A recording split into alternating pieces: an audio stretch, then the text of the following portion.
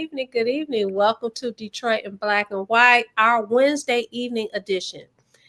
Listen, are you listening? I'm listening. We're all ears. We're so happy to be here. If you are joining us, excuse me, I want to tell you thank you. We want to tell you thank you. Excuse me. We also want you guys to do what? Like, subscribe, and share. And tell all your friends about the greatest show on what? These YouTube streets. You can catch us on all social media platforms. And you can also join us in the comment section. Hello, Mr. 123, Dominic, Richmond, Janet, Saluk, and Dwayla. Boy, I don't know why I'm coughing, but it's not as bad as it used to be. So, who do we have on deck today? We have Allan Lengel. Hey, excuse me. Excuse me. Excuse you. And oh, just because you had that new smile, you got jokes. You got jokes. No. I'm just messing with you. And Jim Nardone, of Trenton, former chief of police for the Trenton Police Department. So, I don't know. Should I bring it up or you want to bring it up? Should we address the elephant in the room? Well, it's not an elephant, but I want to say hi, Dwayla. Janet. Oh, he said it correctly, Dwayla. Dwayla and Dwayne. I lost you. I was saying I went to school with the guy, Dwayne Wright. Right, we were playing last week. Right. Great guy. That was funny. Dwayla, Janet, Mr. 1213, Dominique Richmond, Karen Winston, Janet Overall, Jill Sheridan. Hi. You guys make the show. And let's talk about why they make the show, Vanessa. They make the show because not only do they like, subscribe, and share, they make the comments. They inform us. They entertain us. They keep us on our toes. And they stood up for that. Okay, they stood up for that. Absolutely. For what you're going to talk, what you're going to mention right now. Without them, this wouldn't happen. So listen. So we've had people ask over the last 6 or 7 weeks about Adolph. Okay, Adolph. And it's natural. We expect for you guys to ask because he's on the show. He's been on the show every time that he can be on the show. He's on the show. He's the anchor of the show. Adolph is doing great. Adolph will be back on the show real soon. So we want to let you guys know that he is doing great. He is fine. If people have any questions, if you're close to him, you could call his family member and ask questions. Now, why did I do that?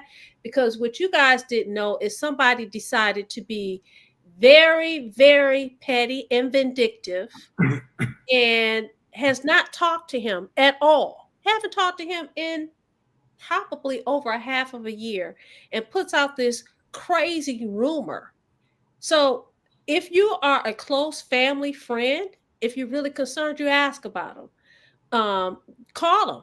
You could contact his family and ask about him. But he is doing, I'm telling you, Jim and Allan, all of us can vouch, he is doing great. He will be joining us very, very soon.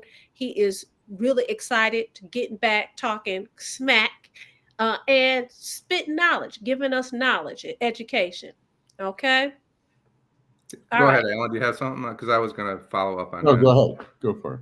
I'm just going to give it from my perspective. Detroit in Black and White is Adolph Mongo's show. And for myself, I'm just a very small part of the program. I enjoy being a part of it. I enjoy Vanessa and Allan and Adolph. And more, just as importantly, I enjoy all the comments and our friends out there, because without you, we would not have gotten through this stretch. And I'm grateful for your contribution. Okay, Allan, what did you want to say? I don't want to say much. I just want to say the Tigers won today, 93. I thought they were done with it. They were losing 3-0. I said, they're done with, and then their bats came alive and they won. The city of Detroit is jubilant, and Tigers play Friday in Seattle. So I'm happy about that. And Happy. I do talk to it all frequently today, and happy that he's going to be coming back.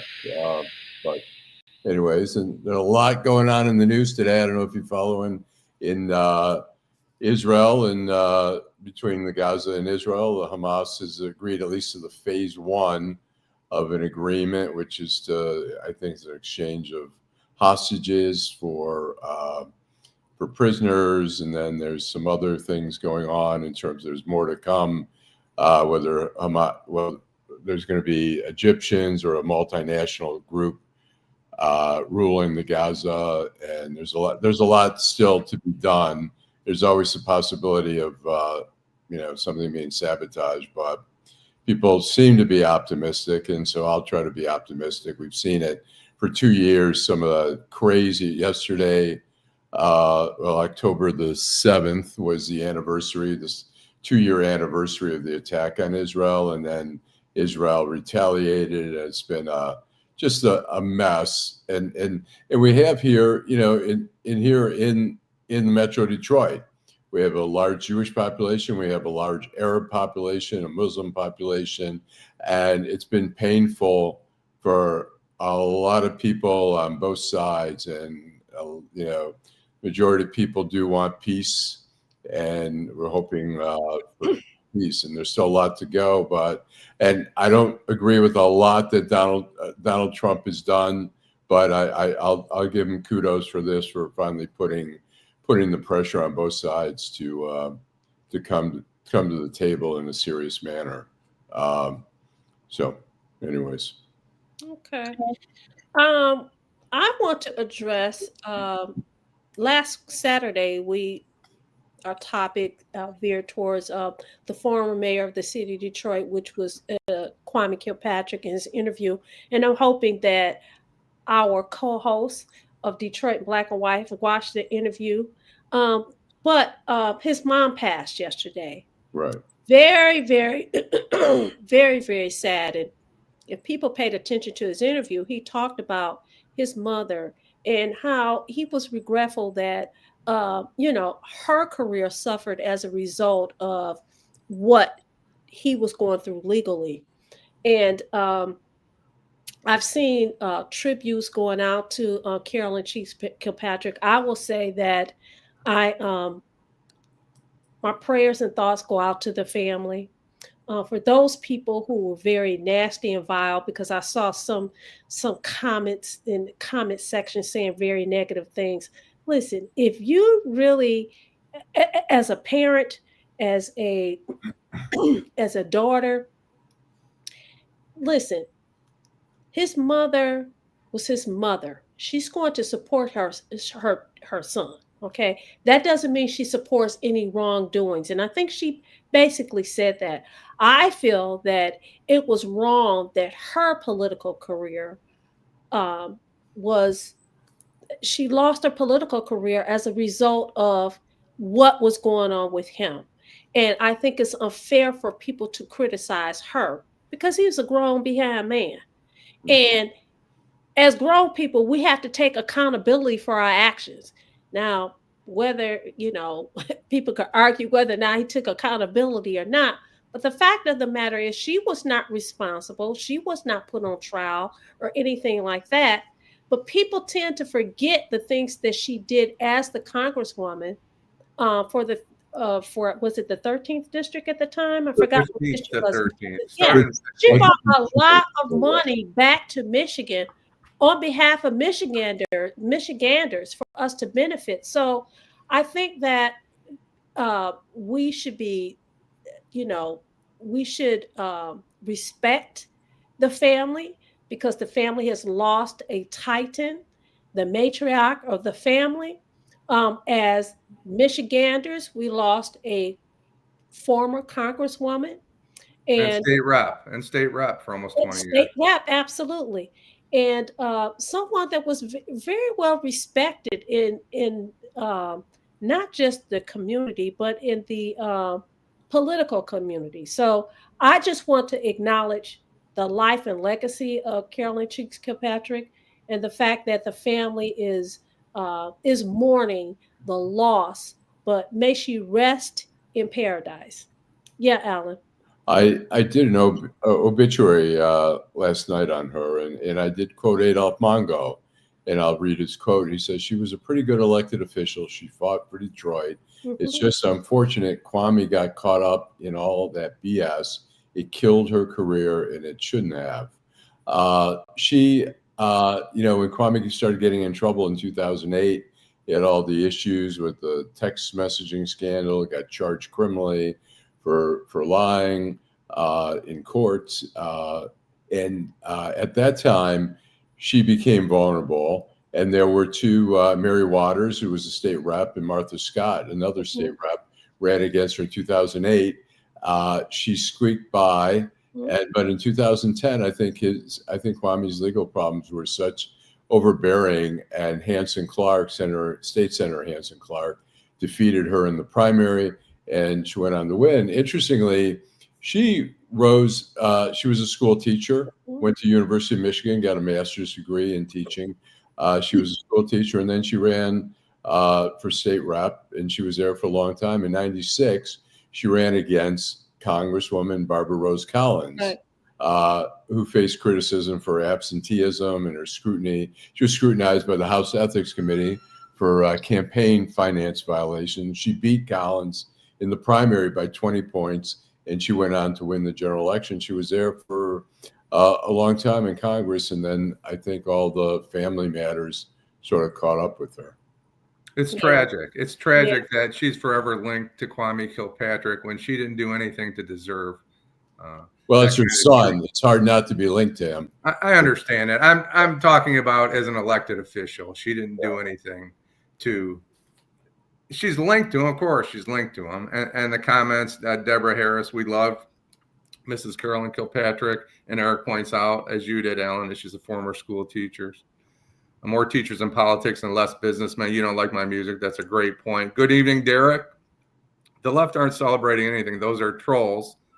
That was an excellent interview. Dominique Richmond. Praise and love to Kwame and his family. Yeah, I'm glad you watched it, Dominique. I watched it again, and I'm going to watch it again because there's a few things that I was like, did I get that? But yeah, God bless.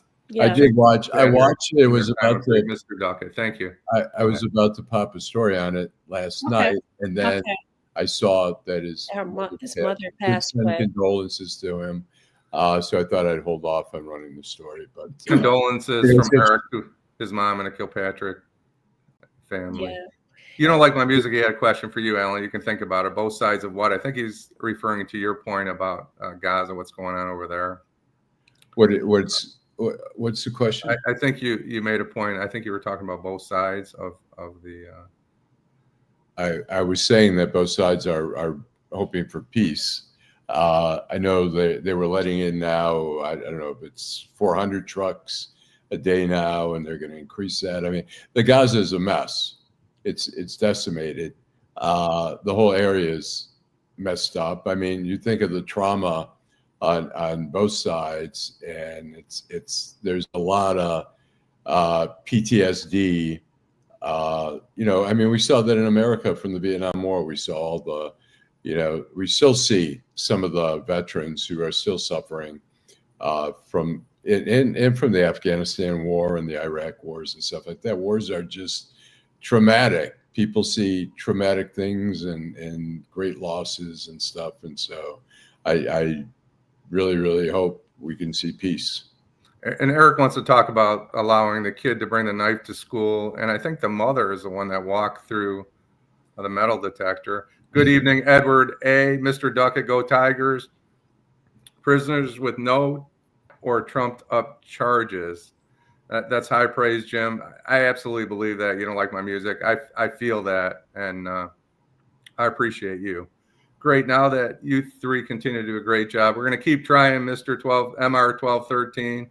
We're doing the best we can. Janet, positive thoughts for Adolph. Thank you.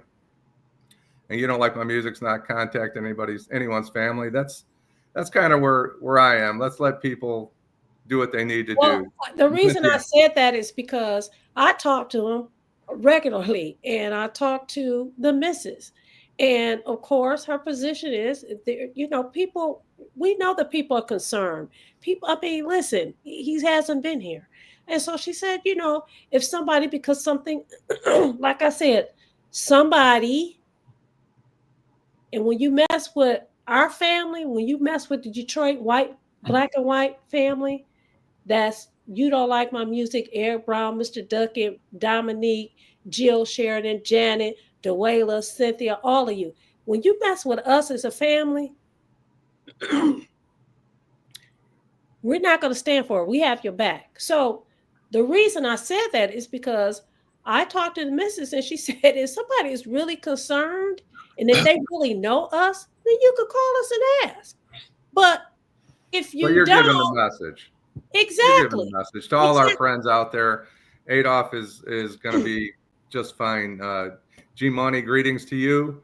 Cynthia Johnson, Jill. Yes, kind of, Jill. Kind of. What Jill Answer your say? question. Kind of right. Yeah, he Deborah is on Harris. vacation. Yep. He Um, didn't quit, Gary McCrae. He didn't quit. He'll be back in very short order. Stick around because it'll get better. It's always better with Adolph. yep, I see absolutely. the question. You don't like my music as you think Netanyahu and Trump are hoping for peace. I'd say Trump. I'd say Netanyahu's getting his arm twisted in the same way that Hamas is getting its arm twisted. And I think the Israeli people and the Palestinian people want peace. So it doesn't matter, what's behind it all. The end result is the most important thing.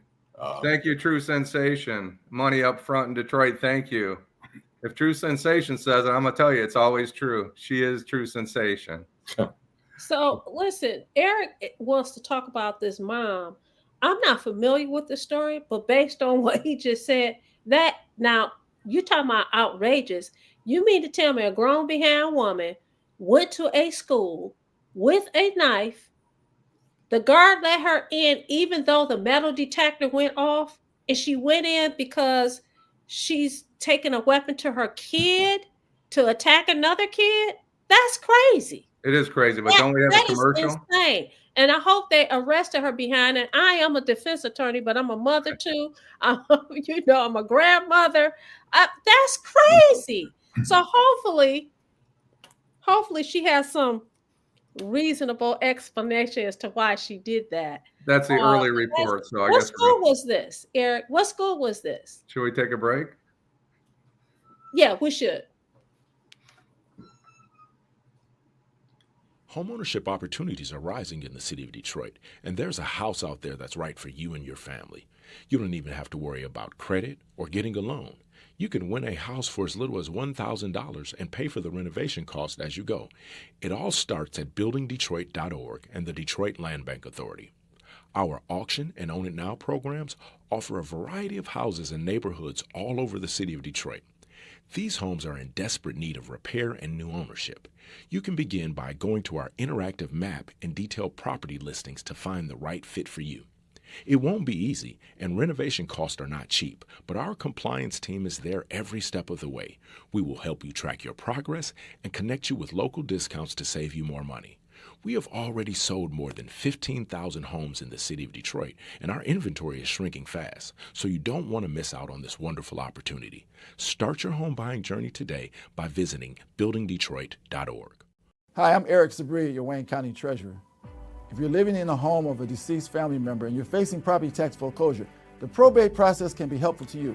If you file a probate petition and notify our office, the foreclosure proceedings will be halted during the probate process. Contact us at 313-224-5990 or email us at taxinfo@waynecounty.com. We're here to help.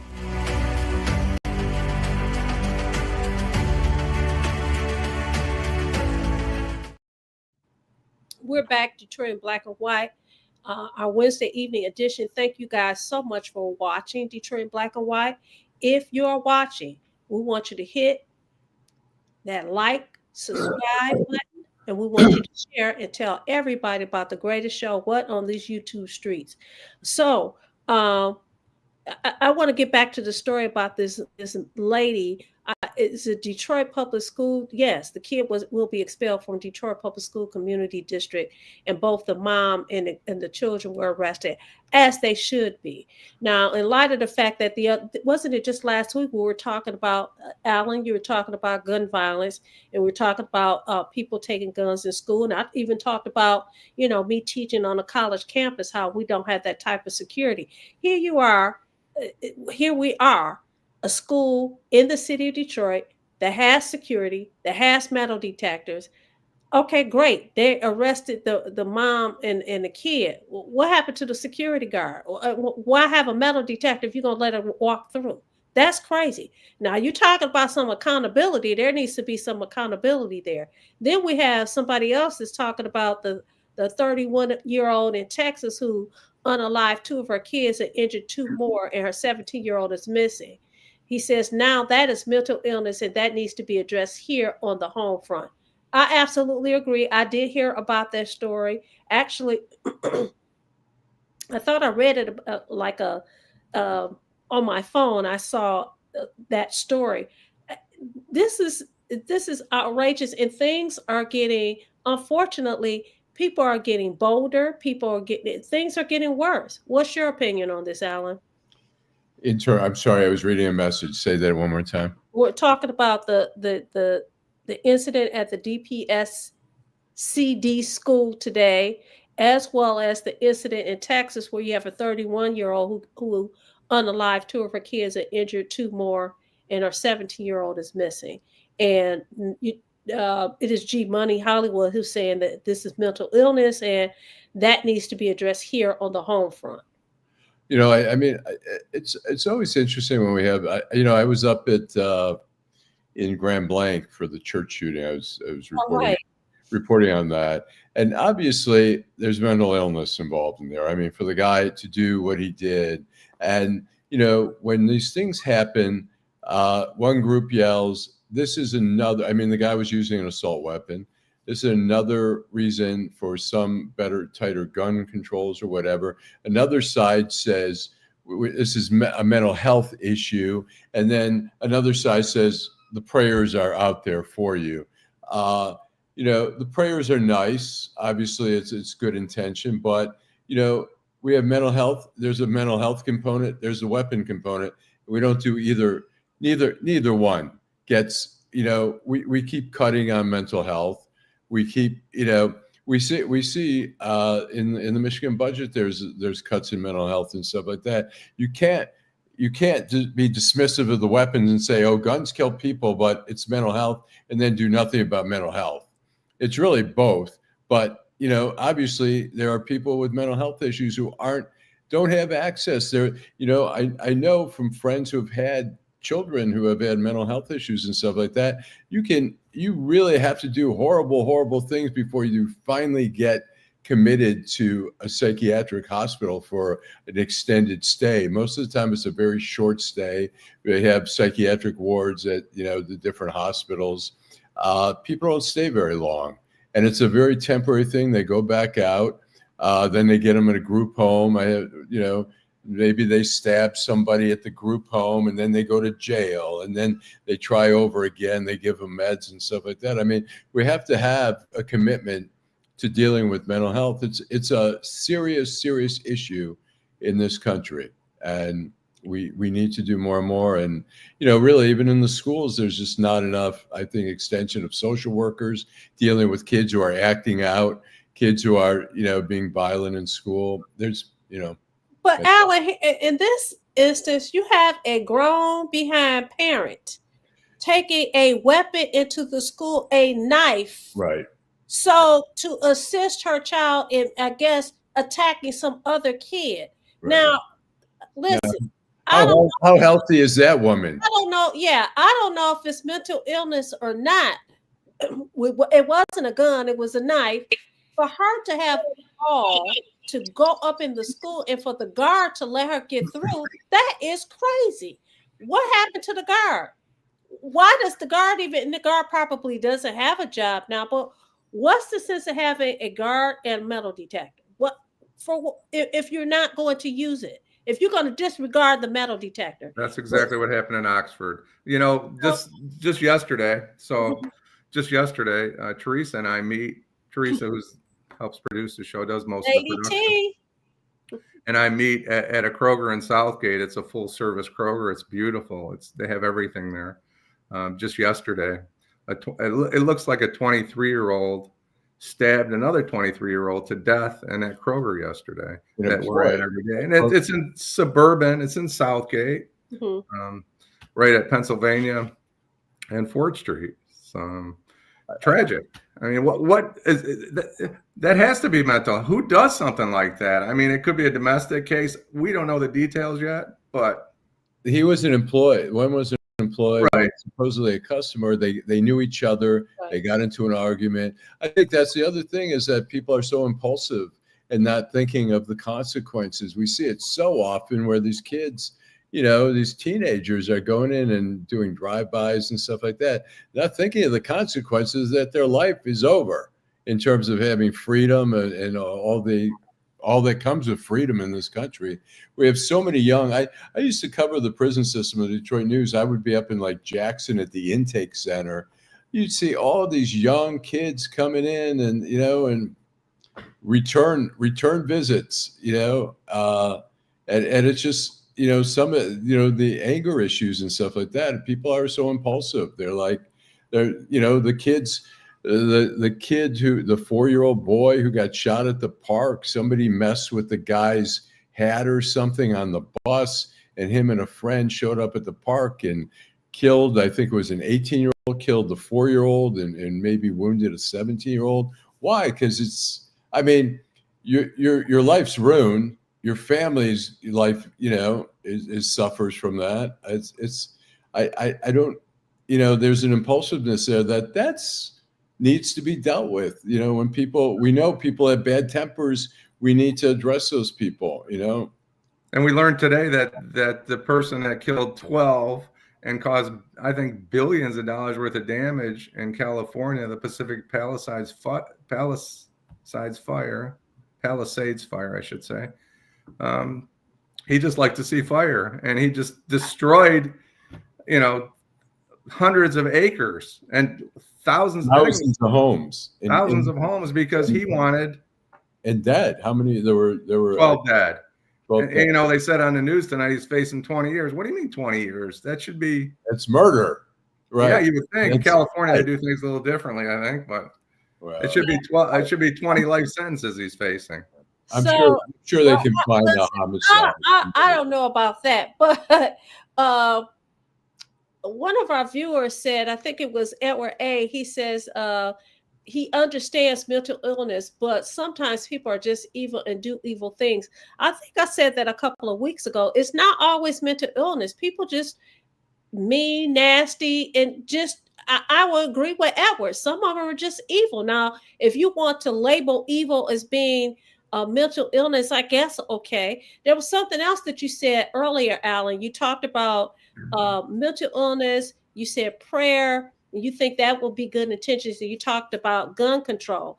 So I want to ask you this. I'll put you on the spot. Do you think prayer works? You know, I mean, not in that, you know, not in an instance where like the children in Sandy Hook are killed. I mean, it's a nice gesture to say our prayers are with you. It's like saying condolences, like when you say to somebody when they lose a family member, your condolences. But, you know, these are serious issues that just being dismissed. I think it's too dismissive to say, you know, that's it for politicians to say prayers are with you. It's like, look, the guy who in just Grand Blanc right down the road, that guy lit the church on fire and opened fire and stuff. You don't think that guy did have mental health, a history of mental health. The guy and kids at home. The guy at Walmart who, you know, had a history of mental health where they were trying to track him down and get him committed. I'm telling you, the system is not set up to do long-term care. And so there's a very short-term thing where they medicate people up and say, okay, you got to go. We're going to find some placement. We'll get you some, you know, therapy or whatever. But there's a lot of ticking time bombs out there, and people who have families who deal with that on a regular basis. What's the solution? I mean, there is no one solution, but we need to have better people. People who need help. You know, I found I was watching the Daily Show the other night. It was fascinating, talking about AI and how intrusive it is becoming. And there was one kid they were talking about. He started using AI as a tutoring device, and then he developed a relationship with AI where he had conversations and asked questions. And at one point he said, I'm suicidal. He's telling AI, I'm suicidal. I'm thinking of putting a noose in my room as a cry for help so my parents understand that. And AI said, no, you can tell me. And kid committed suicide. That's, people are turning to AI for that type of help when it's scary. It's scary, but that I'm digressing a little bit, but I think we need more mental health access. So, G Money Hollywood, and then first of all, I'm going to address you don't like my music. You don't. I like my music said in the 1970s. When they closed down basically the insane asylum because they were horror chambers. That is his because they were finally exposed as horror chambers or warehouses. Or warehouses. And there will be some people who will say, well, they could say the same thing for prisons. They could say the same thing for detention centers for children. They could say the same thing about a whole lot of these places where they hold people who they say have mental illness. The other thing is, the reason I ask you, do you think that prayer works? We have a lot of people who watch Detroit in Black and White who believe in the power of prayer. I believe in the power of prayer, but I also believe that faith without works is dead. You can pray, but there's going to have to be some work that has to go along with it. And I think that's what you were trying to say. I'm not trying to put words in your mouth, but I think that's what you were saying. I'm not saying that. I'm not being dismissive about prayer. Yeah, I'm not being dismissive of prayer. Look at the world. I mean, look at the churches and synagogues and mosques and and Hindu temples and all that. I mean, people do need spiritual nourishment. They have to believe. The world is so scary. People need to believe there's a God and need to turn to God. And I mean, the world's crazy. And I wrote out a post on Facebook. That's a generalization. Well, let me just say, I wrote and said, the world sometimes seems like it's lost and the leaders are broken compasses. And I think that it's a generalization, but yeah, it's a very difficult challenge for this country and for other countries to. Are you guys still there? It's me. I think something's going on here. To deal with these complex problems, and there's a series of solutions, and we're not out of the batter's box yet. So people have to work together to solve these solutions. People have to come to the table. These are huge solutions, huge problems that require many solutions. The young lady that died at Henry Ford Hospital in that basement there, in that dirty, I won't call it dirty, cold basement, right? Mm-hmm. She had the paper in her hands to protect her from that man that killed her. But that paper didn't save her life, did it? Right. I want to address G Money Hollywood. He's been very active in our comment section. He says, we have no idea. He's talking about the parent that took the knife to school. He says, we have no idea how old the parent was. With these kids having kids, she may have been 17 to 19 years of age and had the kid at 12 or 13, like the lady in Texas had her first kid at age 14. That very well may be true. But guess what? You know the difference between right and wrong. And you know that when you went up to that school with that knife and went through that metal detector and went off, that you wasn't supposed to have it. That's not an excuse for her behavior. That may be somewhat of an explanation, but you know the difference between right and wrong. Do they? If you're- Do they answer that? I mean, you're suggesting that you're making an assumption that people. I'm sorry, I didn't mean to interrupt, but Yeah. these people don't seem like they know the difference between right and wrong. A guy that starts a fire that destroys, kills people and destroys, he doesn't know the difference between right and wrong. I don't see that. I don't understand that. I don't know. I don't know. Make it make sense. I do believe You there's deal with a difference criminals. between You, right and wrong. I do believe yeah. Look, you both deal. Jim, you've dealt with criminals, and Vanessa, Yes. you represent some people Yes. who are charged criminally, and they know right and wrong. They just don't. They don't morally embrace right. They understand the distinction. They understand they're going to get in trouble if they get caught. So they know right or wrong, but they just don't value right over Right. wrong. You know? Absolutely. So I personally, G Money, Hollywood, you may very well be correct. But I say this, whether she had them at 14 or 10, and she might be, 19 or whatever the case may be. You know the difference between right and wrong. And now, because she has to deal with the criminal justice system, I bet you, she will say, either she's going to say I'm wrong or I'm not. But she's probably, going to say, yeah, I should not have taken that knife into the school. I mean, that's just crazy. That is insane. But we look at well, you're a criminal defense attorney, Vanessa. We look at the world differently than criminals look at the world. I think that's the point. The three of us might go have 3 drinks or 2 drinks and have maybe one too many. We decide I can leave my car in the corner, I can get a ride, or I can call somebody. People that don't think the way we do, they just get in their car and drive, whether they've had 3 drinks or 13 drinks, right? That doesn't mean that they don't know the difference between right and wrong, Jim. That means that, to Allan's point, they're just like, they don't care. Bump it. I'm gonna do what the heck I want to do. Right. That's what we're talking about. That doesn't mean they don't know that they should not do it, especially when you listen. You just gave me. I talked to somebody the other day. Third OWI. You think that person don't know the difference between right and wrong? 3 times? Explain that to our viewers, and that's what OWI. Operating while impaired, driving a vehicle. 3. So they made a decision 3 times to drive a vehicle while intoxicated. I made the decision. These that you kids, know of. Right. Just like I made the decision, they messing with my daughter, they effing with my daughter, bump this. Maybe she did go and talk to the principal. Maybe she did talk to the people at the school. At the end of the day, though, ma'am, there was no reason that you should have taken a knife to the school. Okay? Not at all. So you know the difference between right and wrong. I believe that.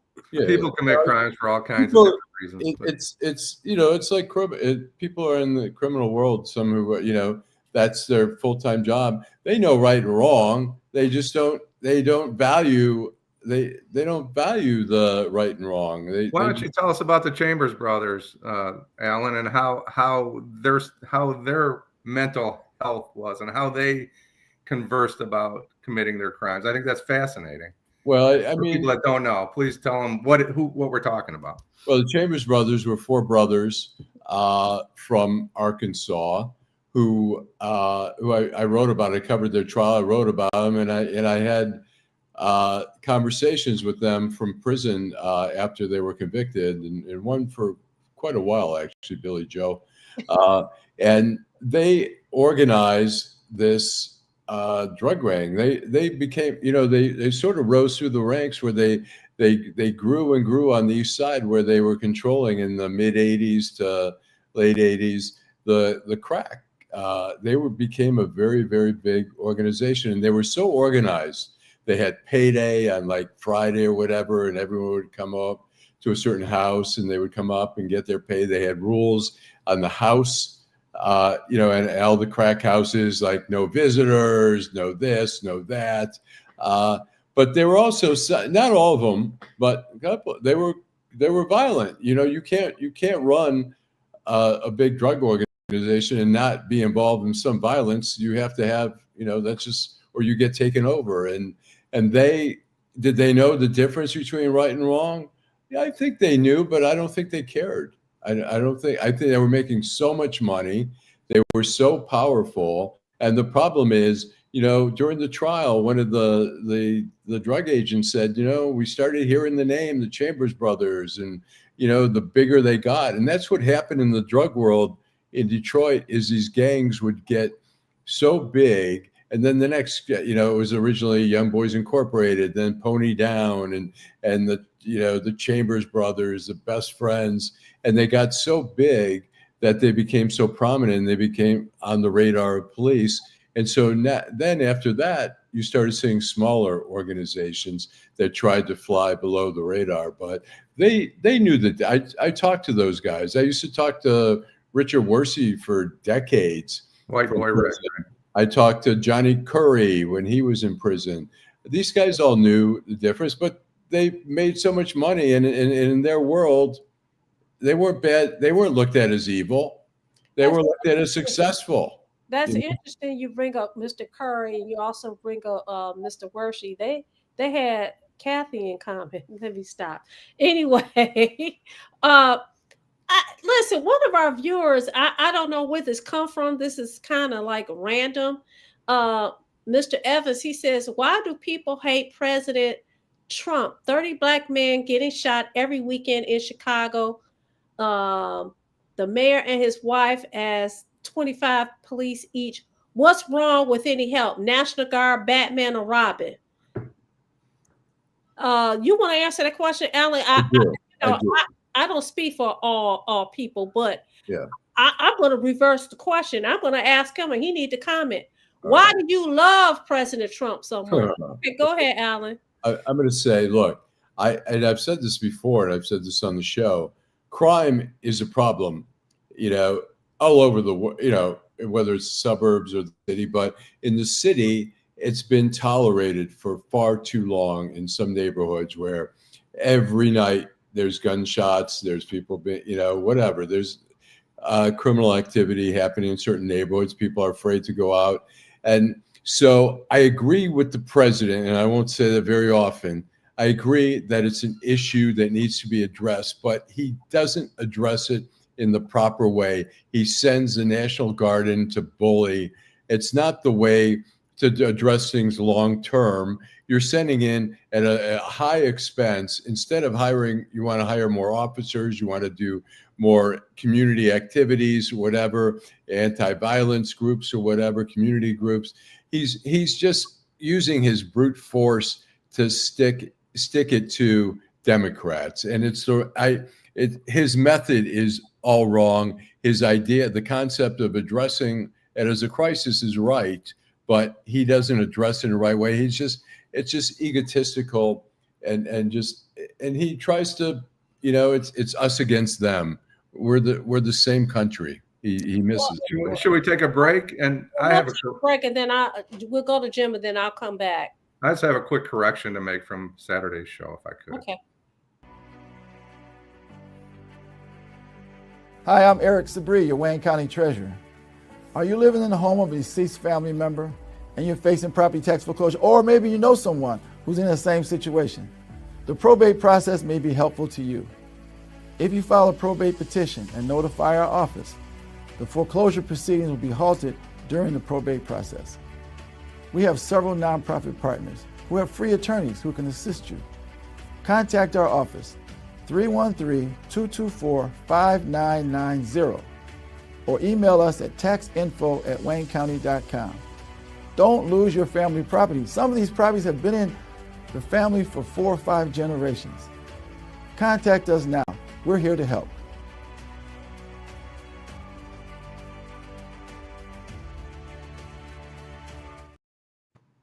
We're back, Detroit in Black and White, our Wednesday evening edition, 8:30 to 9:30 p.m. You have Allan Lengel, Jim Nardone, and myself, Vanessa Moss.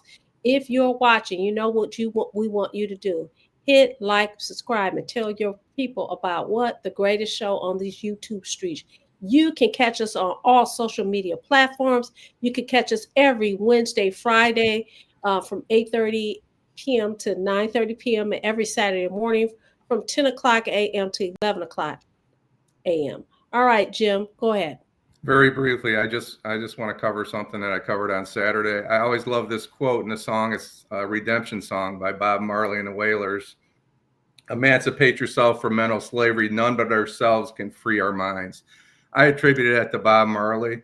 It was originally made, that statement, a little bit different, by an activist, a Jamaican activist in 1937, Marcus Garvey, who died in 1940. I just want to make sure. I believe there's a Marcus Garvey Academy in Detroit. I don't know if that's private or public, but he's the one that originally made that statement. And I still think it's a brilliant statement. So, Okay, I concur. I want to address Jill Sheridan. Jill said we're beyond Batman and Robin. I agree. I think Allan would agree. I think Jim would agree. We're losing our rights and are under siege by our own government. Not cool. Jill, I concur. I concur. I concur. I don't know if people paid attention to, there's a story where the current administrator is firing judges. Due process is under siege. And listen, I have always said no one person does everything wrong and you don't do everything right. But one of the things that we lean on as Americans, I don't care if you're a DRIG whatever the case may be, we have something that's called the United States Constitution. And we also have something that Jim has talked about several times. We have due process. When you start messing with judges and telling them, listen, you can't serve as a judge anymore, y'all don't think that that's a problem? Okay. Because once you start doing things like that, it has started. It has started. That is a problem. I agree with you, Allan, when you say crime is an issue. I agree with the current administrator that crime is an issue. But certainly painting, because that's all it is, the National Guard is not even a Band-Aid, okay? Jim has talked about it as a police officer, as a chief of police. They don't know the community. This is just a dog and pony show as far as I'm concerned. If you really want to address crime, you're going to really address crime. You haven't done that. So to answer your question, sir, this person is flawed like so many of us are. But to say, listen, I think that the National Guard is the answer is not. It's not working. You just said in your comment that people are getting killed left and right, even with the presence of the National Guard.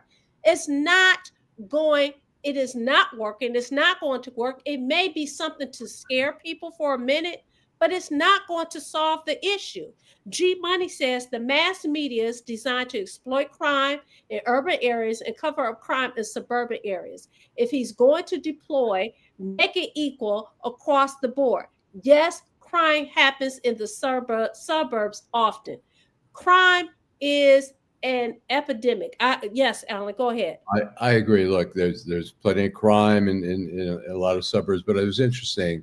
This was several years ago. One of the commentators for Deadline Detroit said, all you ever do is cover crime in the city, and what about the suburbs? And I went back and checked over a 2-week period. We had 7 crime stories in Deadline Detroit.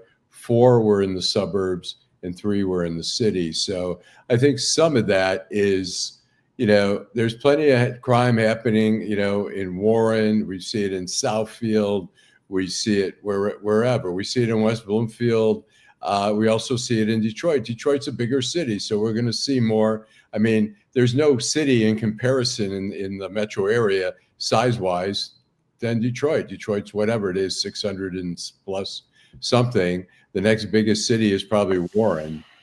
With I don't know what Warren's population is, but it's not nearly. It's a big city. It's the third largest city in Michigan. And downriver there's cities, but they're not nearly as big as. And there's crime downriver. There's crime in every community we have. So, but I agree. The National Guard is not the issue, but it's being used as a bullying tool to humiliate politicians and Democrats. And so, and we should Go we ahead. should talk about the Constitution a little bit more. Do you want to cover a couple of these comments? Are we all caught up on commercials? Are we done there? Well, we're No. done with commercials. I can Okay. address a couple of the comments. Yes. It's Kenneth Reed, which is a very compelling a comment. He says, war has been waged on the citizens of America. When at war, there are two rules. Rule one, there are no rules. Rule two, always refer to rule number one. The Dems are finally becoming to come to that conclusion. Jill Sheridan says, it's a dangerous dog and pony show. You don't like my music? He said, crime is down, but news coverage is way up. Deborah Harris says Donald Trump wants to be USA's first king. And Miss Sheila said, Miss Vanessa, we need to fire judges locally. Where is justice? It's relationships and money dance. Well, Miss Sheila, you know how you can get rid of judges? Don't vote for them the next time they are for election. And That's Mr. rid of them. 1213, video was made by young thugs in Chicago threatening to shoot the National Guard if they are deployed to Chicago. Well, that in itself is pretty scary. I want to go back to, I don't know if it was last week or on Saturday's show. Bob Marley isn't Gavin Newsom. That's true. And music does mean something. I agree with you. We learn a lot from music. But we had a question about the United States government killing drug runners off the coast. I guess South America, is that where they're killing drug runners?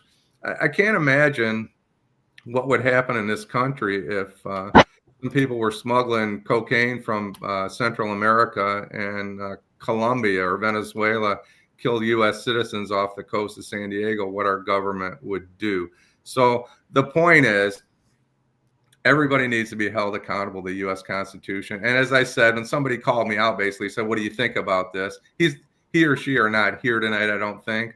But that's an act of war. When you go and kill citizens of another country, I know President Obama did it in the Middle East with a drone. It happens. Those were targeted terrorists, known terrorists. Now, I think that's a little different than a couple guys, 10 or 12 guys running a boat with, a few hundred kilos of cocaine. I don't want that cocaine in this country, but intercepting them and sending them back or whatever would be the solution. Killing residents of another country, to me, is an act of war. So, yeah. Karen Winston and Dwayla had mentioned this, and we didn't get to it Saturday. Hopefully Friday we'll get to it. But Karen Winston is talking about she says the onset of a civil war may be imminent. These mass agents are wrong. She's talking about these mass ICE agents, right? So we're talking about crime. If that's not criminal, I don't know what is. Why are you masked? If you already have, right, the government on your side, you say that you're an ICE agent, you acting under the color of as an ICE agent. Why do you have to go and arrest people with a mask on? And what happened in Chicago? Dwayla brought it up, and one of our other viewers brought it up last week. That is outrageous. I will opine that is illegal. It's bad. It's just a horrible situation. They arrested people who are American citizens. They tried to explain to them. They ignored it. They detained it. And then my niece has a friend, this couple she's friends with. The guy is Mexican. He was trained as a lawyer in Mexico. They were living here in the Detroit area, and they have a child, and they moved back to Mexico because he did not feel, and he had the proper papers and everything, but he did not feel safe appearing to be Hispanic here in this country. And I think that's not what we really want to send. I mean, look, we all want secure borders. We all think that people, who are here illegally should do it the legal way. But, there's an overreach there where where they supposedly in Chicago were banning like little children. Exactly. That is crazy. That is outrageous. I'm sorry. The only reason they do that is because they can dehumanize. When you can dehumanize any person, you can do anything to them. And when you dehumanize them and categorize them as immigrants, Hispanic, whatever, you dehumanize them, then you can do whatever you want to them. And you can't relate. You can't relate to them as people. Yeah, So Jill, Jill's you got talking a about. question. Please answer that question. Okay, Jill's talking about search warrants. What do you think of the agents not identifying themselves or showing warrants? So here's my take on it. If the ICE agents are in imminent fear of danger, they should reveal themselves. They're not undercover drug agents. So sometimes Exactly. undercover drug agents cover their face because they might be working around the corner from where they're doing a search warrant. Right. You have to present a search warrant whenever you do it, and you have to leave a return when you leave whatever it is you're searching. And the search warrant has to have a description of the home, the building, whatever, and you have to present that if there's somebody there on scene. And I'm not exactly sure if they're not presenting warrants. If there is something called there is an exception to the law. What is that, Vanessa? Help me out here. When people can go into a house or building when they're chasing somebody, or exigent circumstances. Oh gosh. No, It's exigent circumstances. exigent circumstance. So whether Yes, you're in pursuit of somebody or you think somebody's life's in danger, you can go into a house Right. or a building. But Right. I don't think these are exigent circumstance situations. These are planned raids, and you do have to present a search warrant and a return. And I don't like it. I don't like the covered faces at all. I think that's a bad look for law enforcement. Why are you trying to hide? If you are who you are, why are you trying to hide? Exactly. And I will say that what they're doing is criminal. It's criminal and cruel. And one of our Derek Henry said that those are not masks. They're called Pooh Shiesty. I remember there's a rapper called Pooh Shiesty. I don't know that those masks were called Pooh Shiesty, but thank you for those. We get it, Derek. Yeah. Jill says there's been such an influx of money. She's not convinced all these armed people on the street are trained officers. Probably not. They're getting paid a whole lot of money. These ICE agents are. If you acted under the true color of law, you don't need a mask or a Pooh Shiesty. That's what Derek Henry says. I think he's agreeing with you, Jim. I agree with you, Jim. I think what they're doing in Chicago, and that goes back to our viewer talking about, the National Guard coming in. What about ICE coming in doing those horrible things to people in Chicago under the color of, we're working on behalf of the government to get rid of immigrants? And then you have the current administrator firing judges before these people can even go through due process, which is something Jim has talked about on this show. It's important that we follow the Constitution and that people be allowed due process. When you start messing with that, you're talking about dismantling democracy as we know it as Americans. And we have to ask ourselves, is that something that we really want? I don't care if it's the current administrator or if it's the one that was before him. That is not what America is about. Yeah. Amen. Kenneth Reed says he learned about this on Sirius XM channel 126 Urban View. I listen to Urban View as well, and on podcast hosted by Don Lemon. I don't watch him too much, and hosted by Joy Reid. She's been making the circuit. They used to be on CNN and MSNBC respectively. They are free to tell the truth. Okay. And nobody tells the truth out there. That's a really unfortunate part. We want to tell the truth on this show, and we want our colleagues to hold us accountable if they think we're not telling the truth, because we don't have an agenda when it comes to telling the truth. We want to tell the truth. Absolutely. Do you have? I would say something real quick.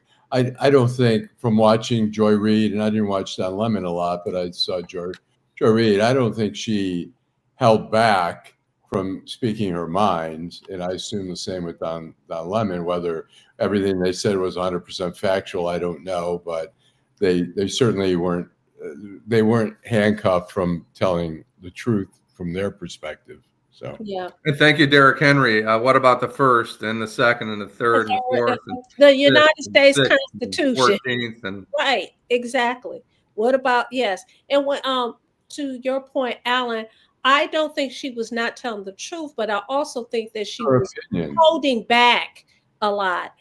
If you watch any of her interviews as of late, um, she is no holds barred. Okay, she's really it looks very different than that when she was on MSNBC. Okay, so Uh, that's my opinion. I don't watch Don Lemon. I mean, I'm not going to say I dislike Don Lemon. I just don't watch the show. right. Well, it is 9:30. We will be back Friday, and we will be back on Saturday. Saturday, we're going to have some guests on Saturday, so we want you guys to stay tuned. We do want you to join us again this Friday evening at 8:30 p.m. We want to tell you thank you so much, Jill, Derek, Deborah, Kenneth, Mr. 1213, Edward, Derek, Mr. Duckett, Kenneth, Karen Winston, Miss Sheila, I don't like my music, who has been commenting all evening long. Michael Evans, Gwendolyn Mitchell, G Money Hollywood, thank you. Eric Brown, um, as well as Edward A., Deborah Harris, Dominique Richmond, Deborah G, what's going on? Jill Sheridan. Thank you all for commenting. Thank you all, True Sensation. Thank you for joining us. Janet Overall. I'm trying to get everybody. Eric Brown, and don't forget to watch Reality Strikes on Monday evenings at 8:30. Thank you guys so much for joining Karen Winston. Thank you guys so much for joining Detroit in Black and White. If I missed your name, charge it to my head, not my heart. We love you. We want you guys to come back and join us on Friday evening. Thank you so much, Detroit Black and White. We're out.